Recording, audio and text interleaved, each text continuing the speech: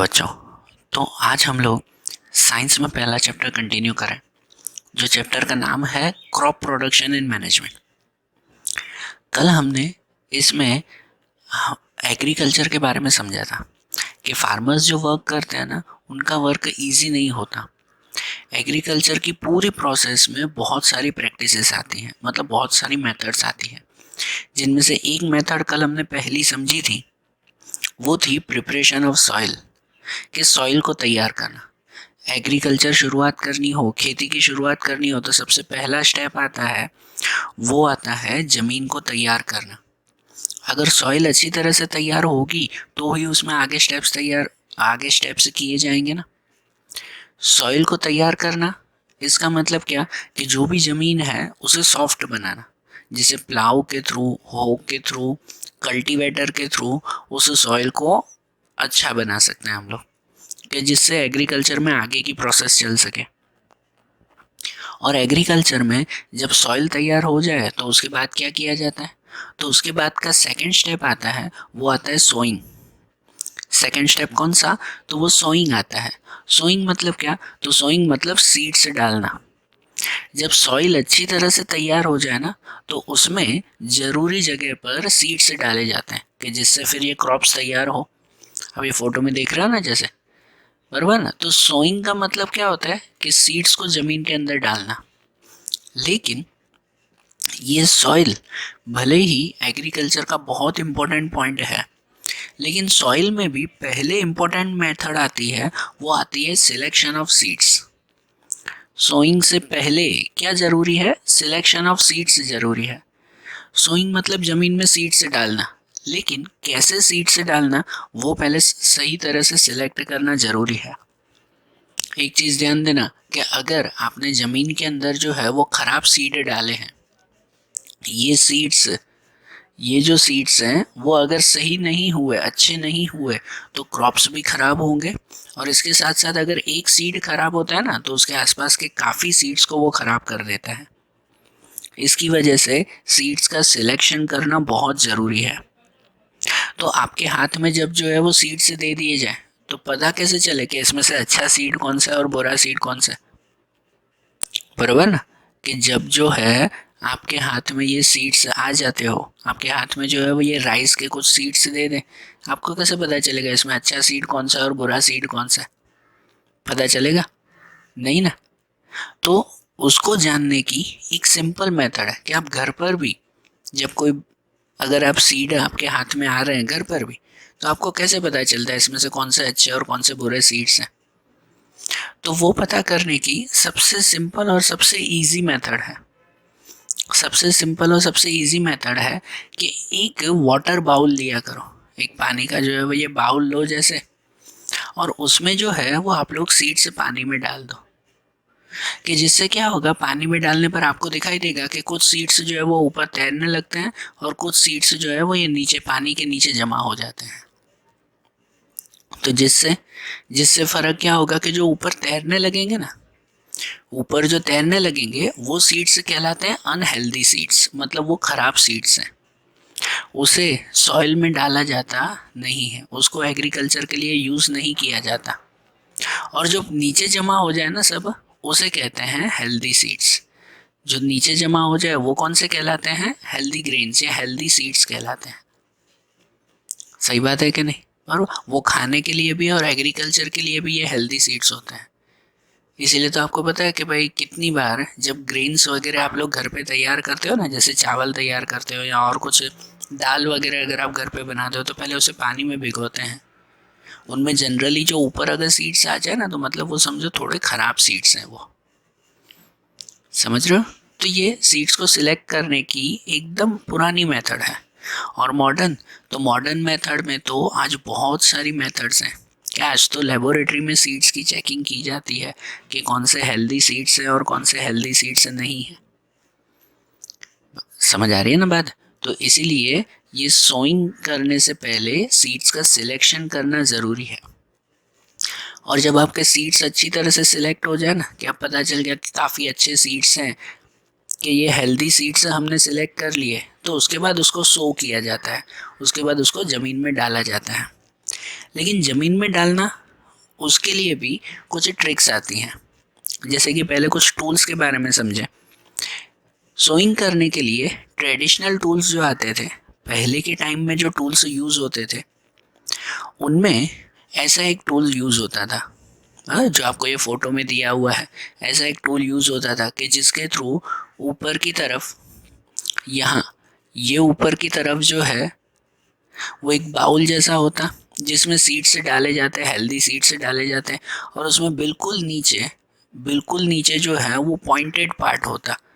ये पार्ट कैसा होता? पॉइंटेड पार्ट, जो सॉइल के अंदर होता था, कि जिससे जो है वो सीड्स अगर ऊपर से डाले जाए ना तो वो सीधे कहाँ जाएंगे? सीधा ज़मीन के अंदर जाएंगे वो, बराबर ना। वो जब सीड से डाले जाए तो वो सीड से डायरेक्टली कहाँ जाएंगे? ज़मीन के अंदर जाएंगे, कि जिससे सही जगह पर वो सीड प्रोवाइड हो जाए। सही बात है कि नहीं? ये जो है वो पुरानी मशीन आती थी। और अब जो मॉडर्न टूल है वो मॉडर्न टूल आता है सीड ड्रिल। आज के टाइम में जो नया टूल आता है वो सीड ड्रिल आता है। ये मशीन, कि जिस मशीन के थ्रू ये जो भी आप नीचे ये पॉइंट्स देख रहे हो ज़मीन के अंदर, जो भी ये नीचे पार्ट्स देख रहे हो आप लोग, बराबर, ये सब के अंदर जो है वो सीड्स डाले जाते हैं, कि जिससे ज़मीन में जैसे ये मशीन चलाई जाए ना तो इन सब में से सीड्स जो है वो ज़मीन के अंदर आते जाएंगे। तो ये सीड ड्रिल वो अब मॉडर्न मेथड से बनाया जाता है। और सीड्स जब ज़मीन में डालो ना तो उसके लिए कुछ ट्रिक्स या कुछ रूल्स समझो ऐसे आते हैं कि सीड्स ज़मीन में डालते वक्त वो ज़मीन में यहाँ वहाँ सीड्स नहीं डाले जाते, हमेशा एक लाइन में सीड डाले जाते हैं। हमेशा कैसे डाले जाते हैं? एक लाइन में, और वो भी थोड़े थोड़े डिस्टेंस में। क्या किया जाता है? थोड़े थोड़े डिस्टेंस में जो है वो सीड्स डाले जाते हैं, कि जिससे डिस्टेंस में डालने से जो है वो क्या फ़र्क पड़ता है? डिस्टेंस में डालने से फ़र्क क्या होता है? तो उससे जो है वो डिफरेंस ये आता है कि थोड़े थोड़े डिस्टेंस में डालने पर उस सीड से जब वो बड़े होते हैं ना तो उन क्रॉप्स को अच्छी खासी जगह भी मिलती है, सनलाइट, एयर, वाटर वो अच्छे प्रोपोर्शन में मिल जाता है। सब सीड्स अगर एक ही साथ आप एक जगह खाली फेंक दो तो वो सीड्स जो है वो प्रॉपर क्रॉप से तैयार कर पाते नहीं हैं। आ रहा है ना ध्यान? तो इस तरह से जब सोइंग की प्रोसेस हो जाए ना, जब सीड्स अच्छी तरह से जो है ज़मीन में डाल दिए जाएं, तब उसके बाद की जो प्रोसेस आती है तो उसके बाद कुछ दिनों तक वो फार्मर्स इंतज़ार करते हैं कि जब उस सीड्स में से धीरे धीरे जो है वो प्लांट्स निकलना शुरू हो। फिर जब प्लांट्स थोड़े बड़े हो जाते हैं तो उसके बाद की प्रोसेस आती है, वो आती है एडिंग मैन्योर एंड फर्टिलाइजर्स। क्या करना? मैन्योर एंड फर्टिलाइजर्स ऐड करना। आपको पता है जो सॉइल होती है ना, उस सॉइल के अंदर ही काफ़ी मिनरल्स होते हैं ऑलरेडी। ज़मीन के अंदर ही बहुत सारे मिनरल्स होते हैं। इसकी वजह से तो ये प्लांट्स अच्छी तरह से तैयार होते हैं ना। लेकिन फार्मर्स जब काम करते हैं ना तो तब जैसे एक क्रॉप से तैयार होने में उन्हें 3-4 महीने लगते हैं। 3-4 महीने में एक क्रॉप्स उन्होंने तैयार कर लिए। उसके बाद खेत को खाली तो नहीं छोड़ देंगे। उसके बाद फिर दूसरा क्रॉप तैयार करते हैं, उसके बाद फिर तीसरा क्रॉप तैयार करते हैं। तो इमेजिन करो कि सॉइल के अंदर जो मिनरल्स होते हैं वो मिनरल्स क्या होते जाएंगे? धीरे धीरे ख़त्म होते जाएंगे ना। तो अब प्लांट्स को जो ज़रूरी मिनरल्स चाहिए वो मिनरल्स मिल पाते नहीं हैं, और इसीलिए प्लांट्स को ज़रूरी मिनरल्स देने के लिए ये फर्टिलाइज़र्स और मैन्योर ऐड करते हैं। सॉइल के अंदर ये फर्टिलाइज़र और मैन्योर ऐड किया जाता है, जैसे आप ये फ़ोटो में देख रहे हो, कि जिससे सॉइल के अंदर जो है वो ज़रूरी मिनरल्स फिर से आ जाए, सॉइल के अंदर फिर से ज़रूरी मिनरल्स आ जाए और ये क्रॉप्स अच्छी तरह से तैयार हो। इसे ही कहते हैं एडिंग मैन्योर एंड फर्टिलाइज़र्स। इनमें मैन्योर और फर्टिलाइज़र इन दोनों में क्या फ़र्क है? जनरली जो मैन्योर होता है ना वो ऑर्गेनिक चीज़ों से बनता है। जब प्लांट्स का बचा हुआ कचरा हो, जो सूखे वूखे प्लांट्स हो, तो उन सब को फार्मर क्या करता है, तो बड़ा सा खड्डा लेकर ज़मीन में बड़ा सा खड्डा बनाकर उसमें ये सब कचरा डाल देते हैं और फिर उसे सड़ने देते हैं कुछ दिनों तक, और उनमें से फिर बनाया जाता है मैन्योर। तो ये जो मैन्योर है ना वो ऑर्गेनिक चीज़ है, नेचुरल चीज़ों में से बनाया जाता है।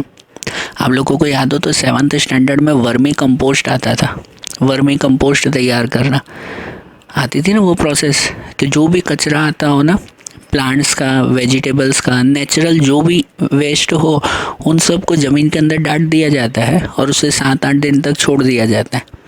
जब अंदर वो डीकम्पोज होता है ना, सड़ता है ना, तो उनमें से ये मैन्योर बनाते हैं।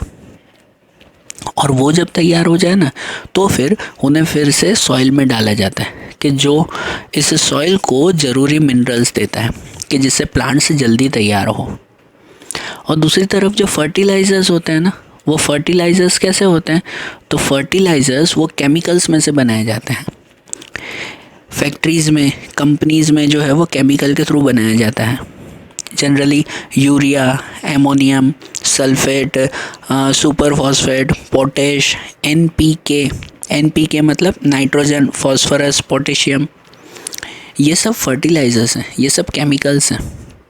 तो इस केमिकल्स के थ्रू भी ये ज़मीन में, जैसे कि यहाँ देख रहे हो इस फोटो में, कि इन केमिकल्स के थ्रू भी इन क्रॉप्स को तैयार किया जाता है।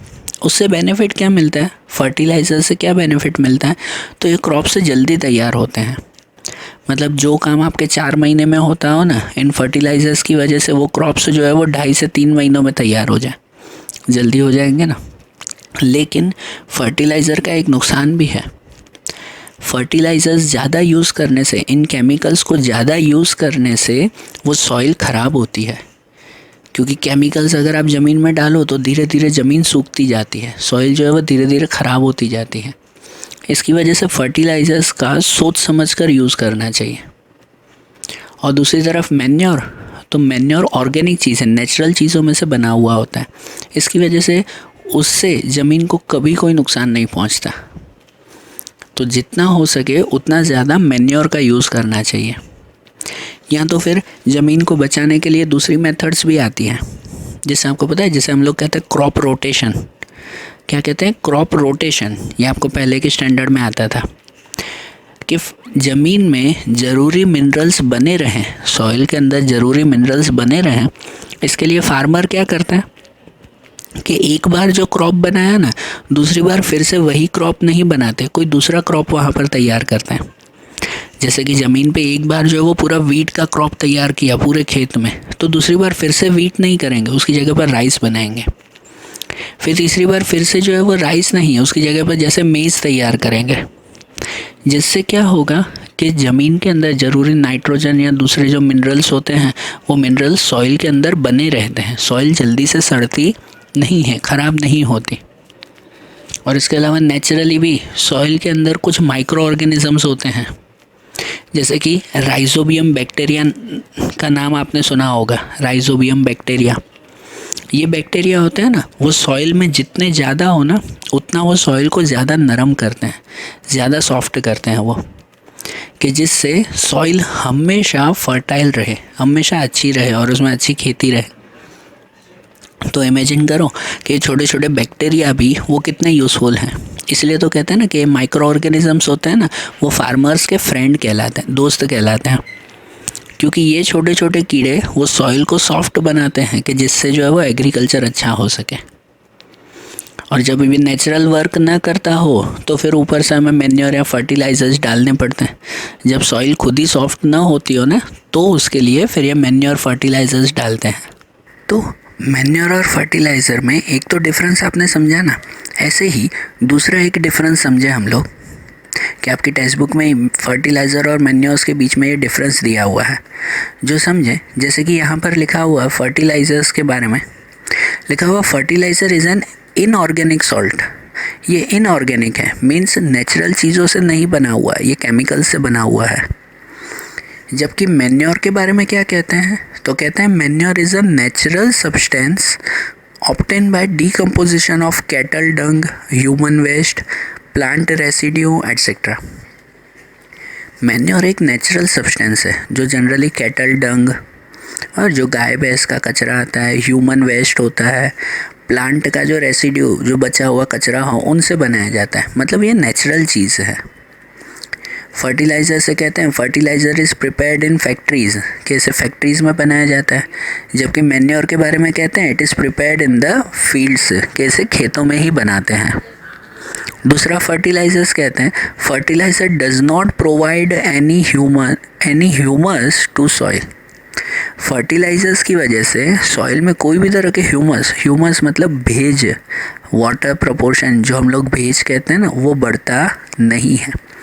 फर्टिलाइजर्स वो सॉइल को ह्यूमस नहीं देता, जबकि manure provide a lot of humus to the soil. Manure की वजह से सॉइल में बहुत ह्यूमस, काफ़ी भेज आता है, जिसकी वजह से सॉइल जल्दी सॉफ्ट बनती है।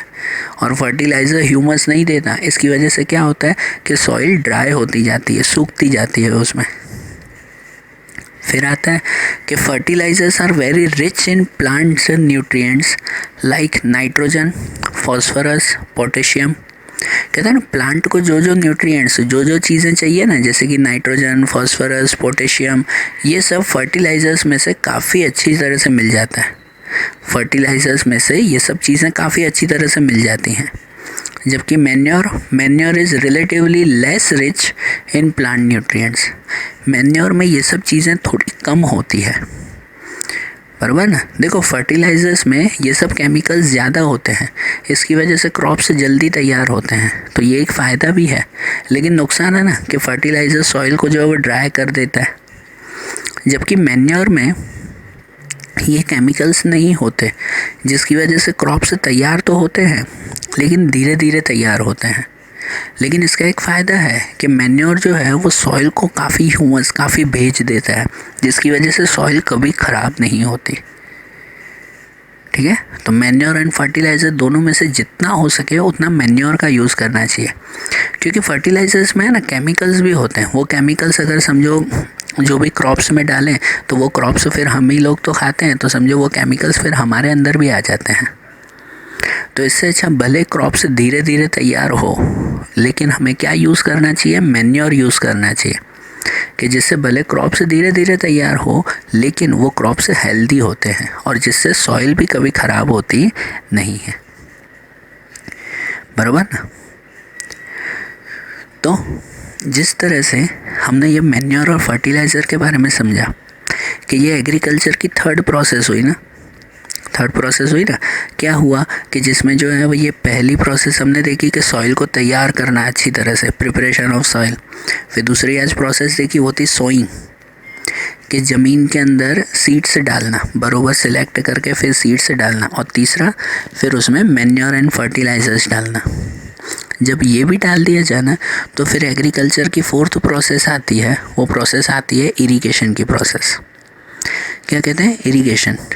जैसे देखो, ज़िंदा रहने के लिए हम सबको भी पानी की ज़रूरत होती है कि नहीं, हर लिविंग थिंग को ज़रूर है ना। तो वैसे ये प्लांट्स, वो भी तो लिविंग थिंग है, इन्हें पानी की ज़रूरत नहीं है कि नहीं। उल्टा इन्हें अच्छी तरह से ग्रो होने के लिए ज़्यादा पानी की ज़रूरत होती है, हमसे ज़्यादा पानी की ज़रूरत इन प्लांट्स को होती है, बराबर। और इसी वजह से प्लांट्स को ज़रूरी पानी देना उसे इरिगेशन कहते हैं। सही बात ना, प्लांट्स को ज़रूरी पानी देना तो उसे इरिगेशन कहते हैं। जब प्लांट्स में प्रॉपर इरिगेशन किए जाए ना, प्रॉपर टाइम टू टाइम अगर उसे पानी दिया जाए ना, तो प्लांट्स कभी ड्राई नहीं होते, प्लांट्स हेल्दी रहते हैं, उनमें बीमारियां नहीं लगती, उनके जो रूट्स होते हैं, जड़ होती है ज़मीन के अंदर, वो ज़्यादा मजबूत बनती है, कि जिसकी वजह से प्लांट्स हमेशा हेल्दी रहेंगे और वही हेल्दी प्लांट्स फिर हम लोग भी यूज़ कर पाएंगे। तो इस तरह से इरिगेशन देना वो बहुत ज़रूरी है। उसमें इरिगेशन में जनरली नेचुरल इरिगेशन है ना, बारिश के मौसम में हो जाता है। जब बारिश का मौसम हो तो उसमें सबसे ज़्यादा खेती होती है, क्योंकि उस वक्त प्लांट्स को जितना भी पानी चाहिए ना, वो बारिश के थ्रू अच्छा खासा मिल जाता है ना। जब बारिश पड़ती है तो अच्छी तरह से प्लांट्स को पूरा पानी मिल जाता है। लेकिन बाकी के मौसम में तो खुद हमें वो प्लांट्स को पानी देना पड़ता है ना। बारिश में चलो उन्हें खुद मिल जाएगा, लेकिन बाकी के मौसम में तो हमें खुद उन्हें पानी देना पड़ेगा। सही बात है कि नहीं। और इसीलिए ये इरिगेशन की मेथड्स अब हम लोग समझेंगे कि जिसमें है ना दो टाइप है। एक ट्रेडिशनल टाइप, पहले के ज़माने में, पहले के पुरानी जब टेक्नोलॉजी नहीं थी तब कैसे पानी दिया जाता था, और अब मॉडर्न कैसे मेथड्स हैं। कि जिसमें इरिगेशन में पहले ट्रेडिशनल मेथड समझें तो ट्रेडिशनल मेथड में ये सब मेथड्स आती थी कि जैसे कि एक मेथड आती थी, वो आती थी राहत मेथड, या जो आप पहला फ़ोटो देख रहे हो ना, उसमें क्या करते थे कि एक व्हील जैसा तैयार करते थे कि जिनमें जो है वो सब बकेट्स बनाते थे। जो बकेट्स जब ये व्हील घूमता ना तो एक तरफ जो है वो ये कैनल होती, नहर जो कहते हैं वो कैनल होती, उस कैनल में से जो है वो बकेट भरता जाता, और दूसरी तरफ जब वो गोल घूमता ना तो दूसरी तरफ दूसरी छोटी सी कैनल जो कहाँ बनाते, खेतों की तरफ बनाते, खेत की तरफ, फार्म की तरफ, कि वो पानी उधर जाता ना तो सीधा लाइन में उस खेतों की तरफ पानी जाता था। तो जब ये व्हील घूमता रहता तो कैनल में से पानी निकल कर और जो है वो दूसरी तरफ खेतों में पानी आता जाता। और ये व्हील कैसे घुमाते, तो वो व्हील जो है वो दूर कोई बुलक, या जो है वो पहले तो ह्यूमंस काम करते थे, लेकिन उसके बाद कोई बुलक्स के साथ उसे बांध दिया जाता है कि जब वो गोल गोल घूमते तो उसके साथ ये व्हील भी गोल गोल घूमता रहता। इस मेथड को राहत मेथड कहते हैं। कौन सी मेथड? राहत, बराबर। इसके बाद दूसरी मेथड आती थी, वो आती थी कि भाई नॉर्मल मोट मेथड, मोट मेथड या तो पुली मेथड कहते हैं, कि जिसमें ह्यूमंस खुद वो कुएं में से पानी निकालते और उस पानी को पूरे खेत में डालते, बकेट भर के या कोई दूसरा कोई भी वेसल भर के कुएं में से खुद हाथ से पानी निकालते और उसे जो है वो पूरे खेत में खुद हाथ से पानी देते। इसे मोट मेथड कहते हैं। ये सबसे पुरानी मेथड और सबसे सिंपल मेथड आती थी, लेकिन इसमें हार्ड वर्क बहुत होता। सही बात ना, कुएं में से एक एक करके पानी निकालना और उसे फिर जो है वो पूरे खेत में डालना एक एक करके। सही बात। उसके बाद आती थी ये मोट मेथड, मोट। उसके बाद दूसरा आता था, वो आता था डेकली मेथड। कौन सा? डेकली मेथड आता था। तो डेकली मेथड क्या होता था? तो डेकली मेथड में भी कुएं के पास एक नॉर्मल पुली जैसा बनाया जाता था। एक वो आप लोग क्या कहते हो, जैसे सीसो आता है ना, वो खेलने जैसा, सीसो नहीं खेलते वो गार्डन में, वैसा एक बनाया जाता था कि जिसमें एक तरफ जो है वो ये हैवी पत्थर जैसा रखा जाता और दूसरी तरफ जो है वो कुएं में ये बकेट बनाई जाती थी, कि जिसमें सीसॉ की तरह ये बकेट जो है वो अंदर जाकर और वहाँ से जो है वो पानी बाहर निकाला जाता था और फिर उस पानी को खुद पूरे खेत में डाला जाता था। ठीक है, तो ये मेथड जो है वो डेकली मेथड कहते हैं। या फिर उससे थोड़ी मॉडर्न मेथड आई तो वो मेथड आती थी, ये जो चौथा फोटो आप देख रहे हो वो है चेन पंप। कौन सी मेथड? चेन पंप, कि जिसमें एक छोटा सा पंप जैसा बनाया जाता, ज़मीन के अंदर एक छोटा सा पंप जैसा जो है वो लगाया जाता था, कि जिससे ज़मीन के अंदर का पानी बाहर आता और उसमें एक कैनल जैसी बनाते, छोटी सी कैनल, जैसे कि आप यहाँ पट्टी देख रहे हो ना, एक छोटी सी कैनल जैसा बनाते, कि जिसमें वो सीधा पानी जो है वो उस कैनल्स में जाता और उस कैनल के थ्रू फिर पूरे खेत में वो पानी पहुंचता था। बराबर ना, कैनल के थ्रू फिर पूरे खेत में पहुंचता। तो इस तरह से ये जो है वो पुरानी मेथड थी, कि जिसमें ह्यूमंस हार्डवर्क करके, मेहनत करके पूरे खेत में पानी देते थे। इसमें टाइम और एनर्जी बहुत ना जाता था, तो ना ट्रेडिशनल मेथड से टाइम और एनर्जी बहुत जाता था। लेकिन फिर उसके बाद चेंज हुआ और एक नई मेथड आई। अब आती है मॉडर्न मेथड्स, कि जिसमें मॉडर्न मेथड में है तो बहुत सारी मेथड, लेकिन आपको यहाँ पर मेनली दो मेथड दी गई है। मॉडर्न मेथड में ये दो मेथड दी गई है। एक है स्प्रिंकलर सिस्टम।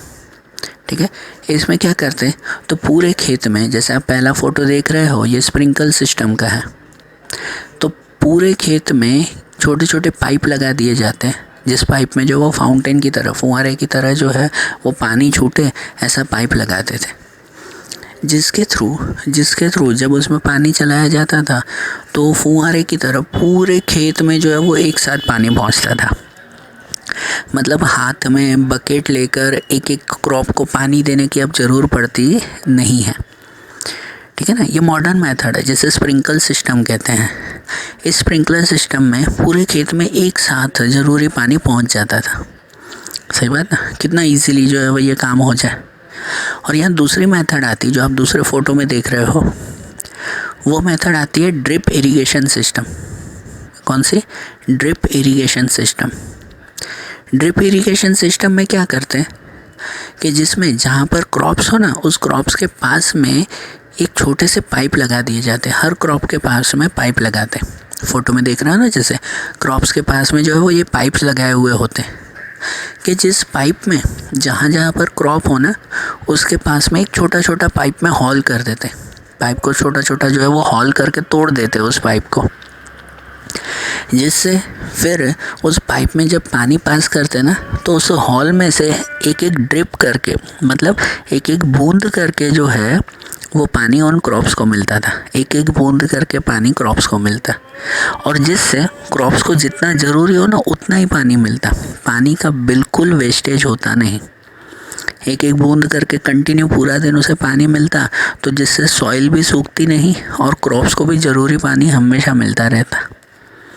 सही बात ना। जो पहली मेथड थी ना, स्प्रिंकलर मेथड, उसमें पानी का वेस्टेज थोड़ा ज़्यादा होता। आप खुद ही फ़ोटो में देख रहे हो, इस तरह से फव्वारे की तरह जो है वो पूरे खेत में पानी जब पहुंचाते तो उसमें पानी का वेस्टेज थोड़ा ज़्यादा होता था।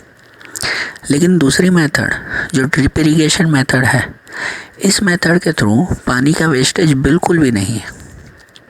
सही बात ना, बिल्कुल पानी का वेस्टेज नहीं, क्योंकि एक एक बूंद बूंद करके उन क्रॉप्स को पानी मिलता है, जिसकी वजह से न क्रॉप्स कभी जो है वो सूखते हैं, न सॉइल कभी सूखती है, न ज़्यादा पानी कहीं भर जाता है।